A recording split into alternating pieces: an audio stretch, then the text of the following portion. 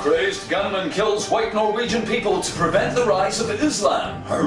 Climate chaos and food security. Where are you in the queue to starve to death? UK recognises Libyan national oil fields. Transitional council as government. Hello, horrified viewers. Welcome to the FKN Newz. I'm distracted by personal tragedy. Here are the headlines tonight. The lawyer defending Anders Behring Breivik, who admits carrying out Friday's mass killings in Norway, says his client is probably insane. You think? But it will take dozens of experts in psychology months to analyse his behaviour for signs of insane, gun-toting, bomb-making, psychotic craziness. Even then, his murder of 76 human beings may be open to other interpretations. Perhaps he was a bit stressed, or having a bad day. The 32-year-old charged with carrying out Friday's deadly attacks in Norway harboured radical right-wing views and railed against what he saw as Marxist Islamic takeover of Europe. In which case, you have to wonder how killing white Christians was going to help. I mean, if anything, there's now a higher percentage of Muslims in Norway, thanks to Mr. Anders Behring Breivik. Let's see now, if you were worried Muslims were taking over your country, would you A, kill lots of Muslims, B, kill members of the government who facilitate their immigration and cultural integration, or C, slaughter dozens of innocent white Christian Norwegians? Yeah, that'll teach them! While Mr. Breivik openly expressed racist, xenophobic, anti-Islamic views online, there was little to indicate that the young man, described by friends as a quiet, friendly, ordinary man, amassing an arsenal of weapons and a stockpile of explosives, would go on to kill dozens of people in cold blood. Apart from his openly expressed racist, xenophobic, anti-Islamic views and his amassing of an arsenal of weapons and a stockpile of explosives. But apart from that, you could never tell this mild-mannered racist nationalist fuck was thinking about killing people. Honestly, the killings took place against a backdrop of growing concern in Europe about immigration, partly fueled by unemployment, but with its roots in a sense of threatened identity. With globalization, national identity seems to have become more important, almost as if some giant media machine were hyping nationality and patriotism in order to push through an agenda of militarization and industrial corporate fascism. Nice. Since nationalist parties have made many gains in many parts of Europe, we can all look forward to more flag-waving, jingoistic bollocks trotted out by lying, murdering political scum whose hatred and antipathy towards other people is barely hidden beneath the surface of their flags. Rule Britannia, God bless America, Forza Italia, our God's better than your God, etc. Blah blah fucking blah. And there will be much more on that story for years to come. Climate chaos poses a major threat to future peace and food security, a senior UN official has warned. Achim Steiner from the UN Environment Programme said climate chaos would exponentially increase the scale of natural disasters. Of course, Mr. Steiner was speaking in a special political language called understating-ish. When translated, his statement reads as follows. Shit is no longer hitting the fan is covered in shit, and the shit is now hitting the shit. Millions of people starve to death every year already, of course, but we don't give a fuck about them. However, as food production decreases due to drought in China, Russia, America, and other climatic disruptions to major grain producers continue, millions more will be kicking the bucket soon. Many of them will not go quietly. His comments came as the UN Security Council formally debated the environment for the first time in 4 years. The final statement expressed concern that possible adverse effects of climate chaos may, in the long run, aggravate certain existing threats to international peace and security, which translates as, oh, let's get ready to rumble. I mean, look what happened in Egypt and Tunisia when food prices went up. Yeah, that's right. Hunger breeds revolution, baby. Remember France, Russia, India. Ready up, folks. It's gonna get ugly. However, white people can rest assured that there are a number of continents ahead of them in the queue to starve to death, for the time being.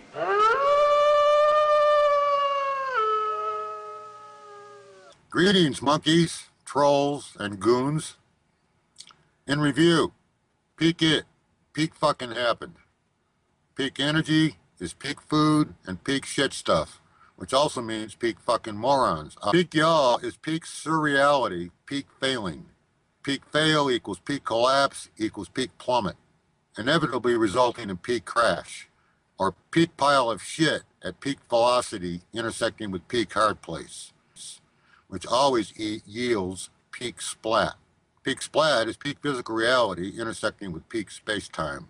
Peaked oceans and peaked rainforest equals peak oxygen equals peak aerobes, including peak vertebrates.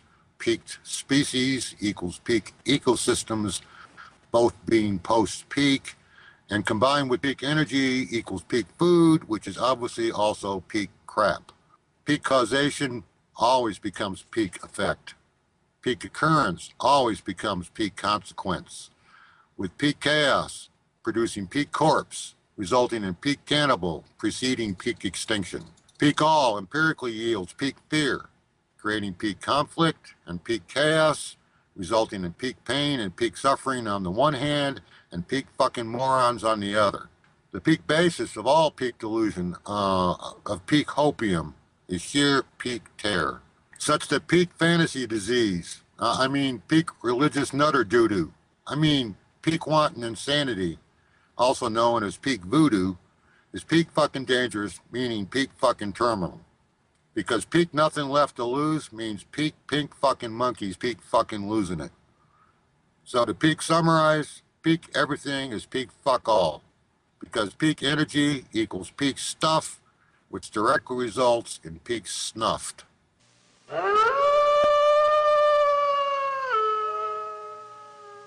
In the UK, William Hague has said the UK will recognise the Libyan Rebel Council as being in possession of all the oil in Libya.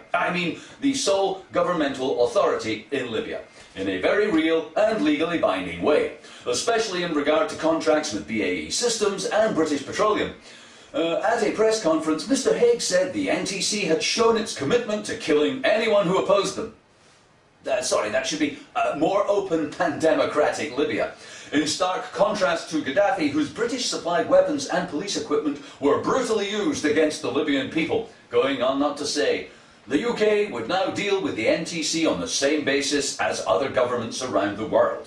We will lend them money to ensure their loyalty, we'll sell them guns so they can conduct our proxy murder and exploitation, and we will dump them like a hot potato as soon as it suits us. The change means the UK can now send the troops in to kick Gaddafi out.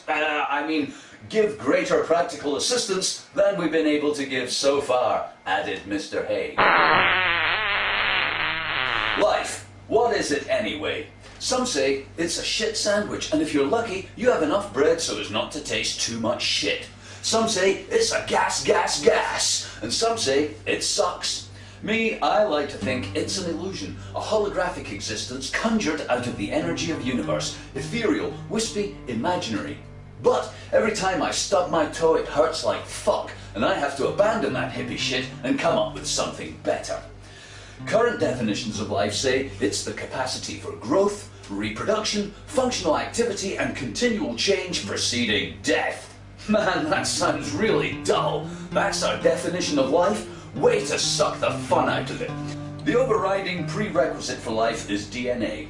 DNA is a boring little self-replicating molecule with no sense of joie de vivre.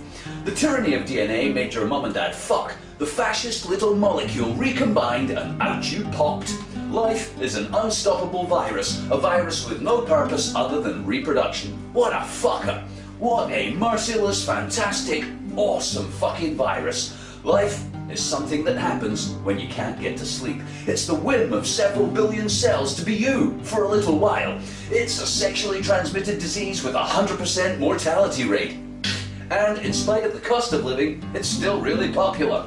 Okay, so it's an unstoppable virus and you're one of its products, but what's your life for? What's in it for you? Sex, drugs, rock and roll, life, love, and the pursuit of happiness, ambition, achievement, purpose, contemplation, higher consciousness. You are the sentience that has to experience life. It may be simple, but it ain't easy. You plop out of your mother's womb, wet, naked, hungry, and dependent. Then things get worse. You crawl across open country under fire and drop into a grave. Great. What fun. So, why torture yourself about what to do with life when life will do it for you? Torture, that is. Life may not be the party we hoped for, but while we're here, we should dance, because the chances of finding out what is really going on are so absurdly remote, the only thing to do is say fuck it and keep yourself occupied. That's right, you are not going to work it out. Life is a series of collisions with the future, and there's not a shred of evidence existing in favor of the idea that life is serious. Nobody gets out alive. Life is incurable. Well, That's put a damper on things, hasn't it? Isn't there an upside? You know, the good bits, the fun, the joy, the love, the life, the laughter that poets speak of and singers warble and wax about. Love the earth and sun and animals, despise riches, give alms to everyone that asks, stand up for the stupid and crazy, devote your income and labour to others, and your very flesh shall be a great poem, says Walt Whitman. Or, more succinctly, when life gives you lemons, cut them in half and squirt life in the eye, because all you can do in life is be who you are. DNA may have made you, but you make your life. Yeah, baby, life's what you make it. Always has been, always will be. Don't fear the reaper. Smell the flowers. Sing like no one's listening. Love like you've never been hurt. Dance like nobody's watching. And fuck like the birth of stars. You're only here once, and if you're listening to this, now is your time. Whoever you are, wherever you are, whatever you are, be a good one. And remember, there are few certainties in life. You get born, you grow up, and you die. The rest is up to you. Have fun.